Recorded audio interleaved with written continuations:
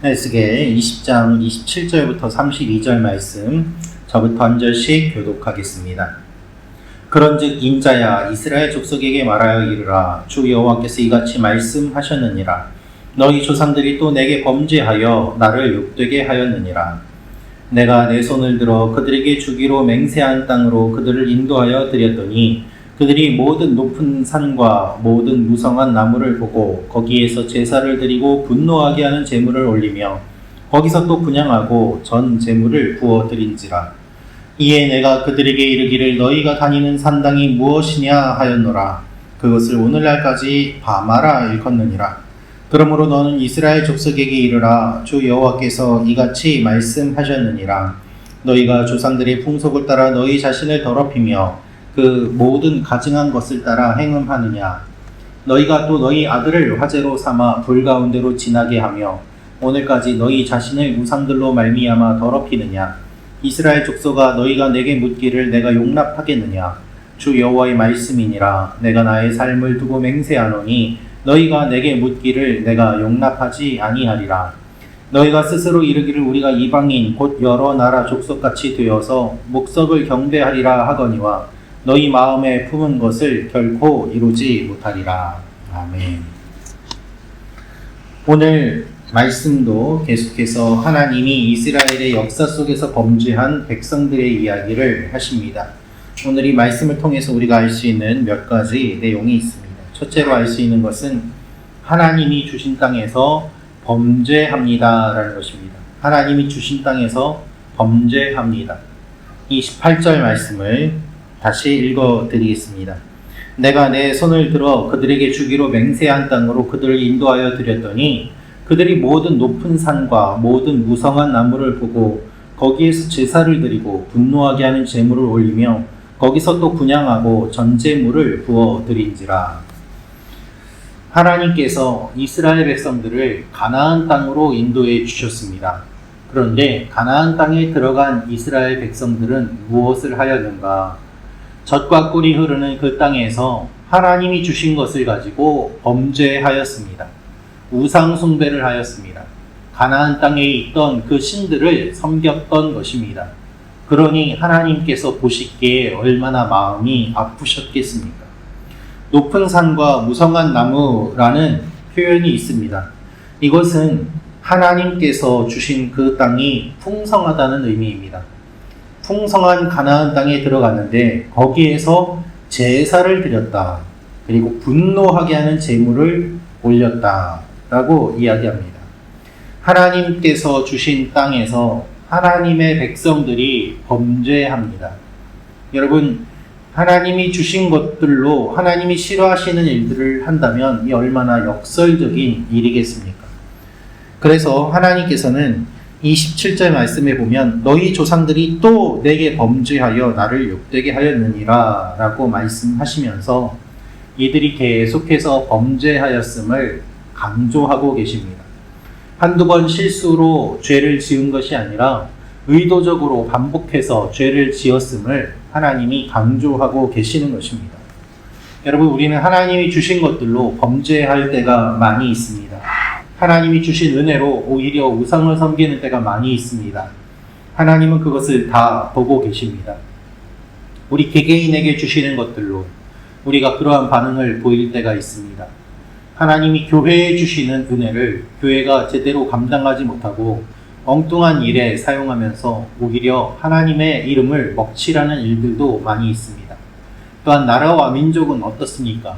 하나님께서 주신 복과 은혜를 제대로 누리지 못하고 그것으로 오히려 범죄하며 스스로가 잘해서 그렇게 되었다고 생각하는 일들이 많이 있는 것입니다. 그래서 가끔 어떻게 보면 그런 분들이 계세요. 하나님이 도와달라고 간절히 기도해서 하나님이 은혜를 주셨는데 그것으로 엉뚱한 일을 하다가 다시 넘어져서 또다시 기도하는 그런 분들 말입니다. 하나님께서 그러한 사람들을 보실 때 얼마나 안타깝고 어리석게 여기겠습니까? 오늘 하나님께서 우리에게 주신 것으로 범죄하고 있지는 않은지 돌아보며 나아가는 여러분과 제가 되기를 원합니다. 하나님은 우리에게 풍성한 것을 주십니다.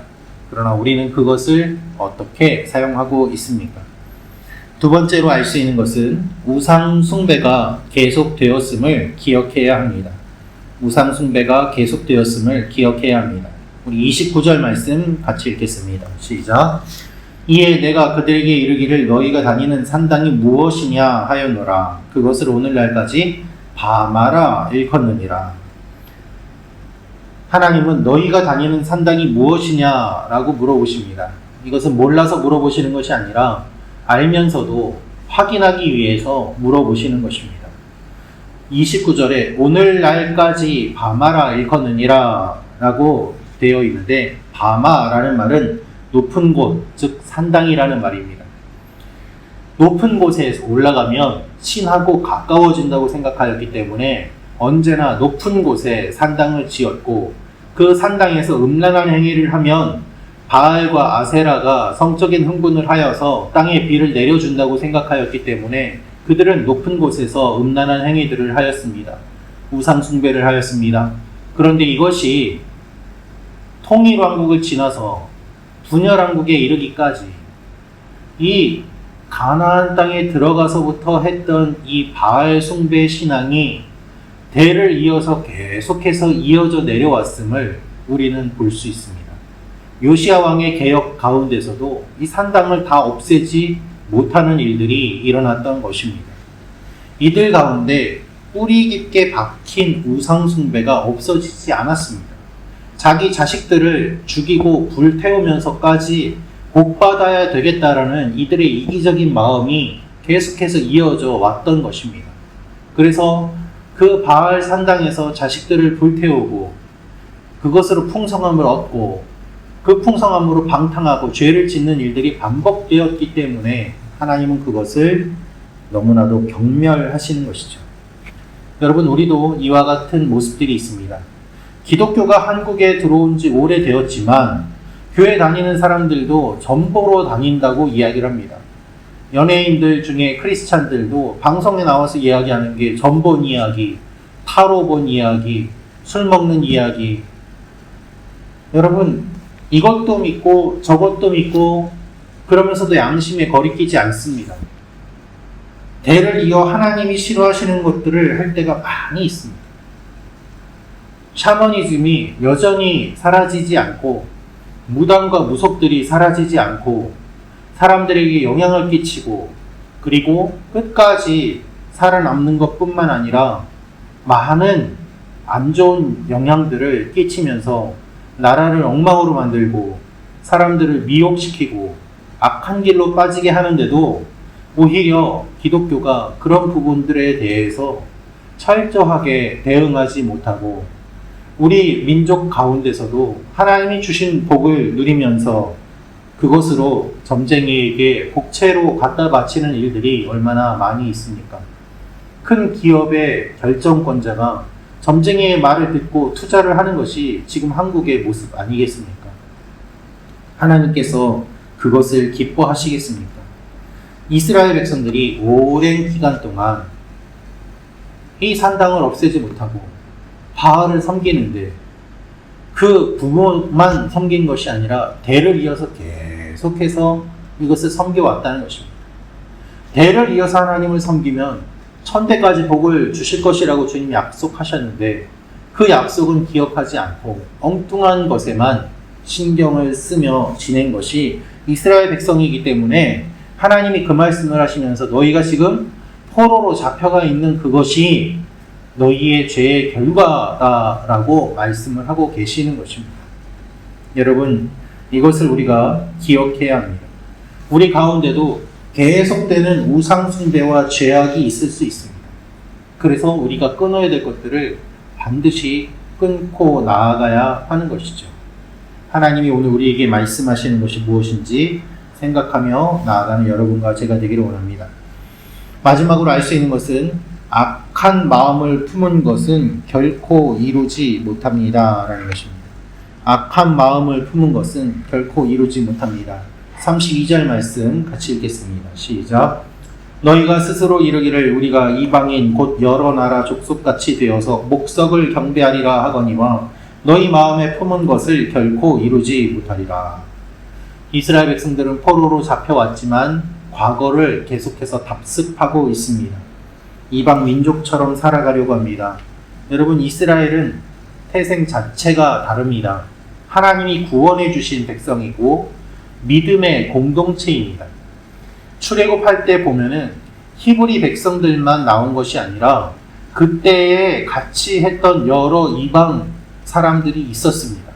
그들이 믿음의 공동체로 광야에서 함께 살았던 것은 이들이 혈연과 또한 지연과 이런 것을 뛰어넘어서 하나님께서 불러주신 그 부르심에 응답한 믿음의 공동체였음을 보여줍니다. 즉 이스라엘 백성들은 처음부터 혈연으로만 뭉친 공동체가 아니라 하나님을 믿는 믿음으로 뭉친 믿음의 공동체여 믿음으로 모인 민족이었던 것입니다. 그런데 이스라엘 백성들은 그것을 생각하지 않고 이방 민족들처럼 살려고 하였던 것입니다. 포로 상태로 있는 자신들을 구원해 줄 존재가 하나님이 아니라 우상이라고 생각하면서 스스로 이르기를 뭐라고 생각합니까? 우리가 이방인 곧 여러 나라 족속같이 되어서 목석을 경배하리라. 우상을 섬기겠다고 끝까지 결심하는 그들의 악한 마음을 주님이 말씀하시면서 너희 마음에 품은 것을 이루지 못하리라고 하십니다. 하나님께서는 결코 이루지 못할 것이라고 하십니다. 하나님은 하나님의 백성들을 향한 계획을 갖고 계십니다. 우리 마음속에 우상을 섬겨야 되겠다, 우리 마음속에 다른 것을 섬겨야 되겠다, 내가 이것을 붙잡아야 되겠다 하는 이 마음의 결단들을 하나님이 다 알고 계십니다. 그리고 하나님께서 그것은 결코 이루지 못하리라고 말씀하십니다. 우리 마음속에서 하나님께서 싫어하시는 계획이 있지는 않은지, 하나님께서 오늘 우리에게 너희 마음의 계획은 이루지 못할 것이다 말씀하는 일이 있지는 않은지 돌아보며 나아가는 이 아침이 되기를 주님의 이름으로 축원합니다. 기도하겠습니다. 참 좋으신 아버지 하나님, 이스라엘 백성들이 정신을 차리지 못하고 하나님 앞에 계속해서 우상을 섬기려고 하는 일들을 주님이 말씀하십니다. 주여, 이 아침에 우리가 깨어있게 하시고 하나님이 무엇을 원하시는지 반응하며 나아가는 하나님의 사람들이 되게 도와주시옵소서. 오늘도 우리 교회 성도님들을 지켜주시고 원근각지에 있는 성도님들에게 동일한 은혜를 허락하여 주시고 몸이 아픈 지체들 강건하게 하여 주시고 마음이 아픈 지체들 주님께서 어루만져 주시고 물질이 필요하고 지원이 필요한 지체들 하나님께서 그 손을 펼치사 도와주심으로 말미암아 하나님의 기쁨을 경험하게 하여 주옵소서. 예수님의 이름으로 기도합니다. 아멘.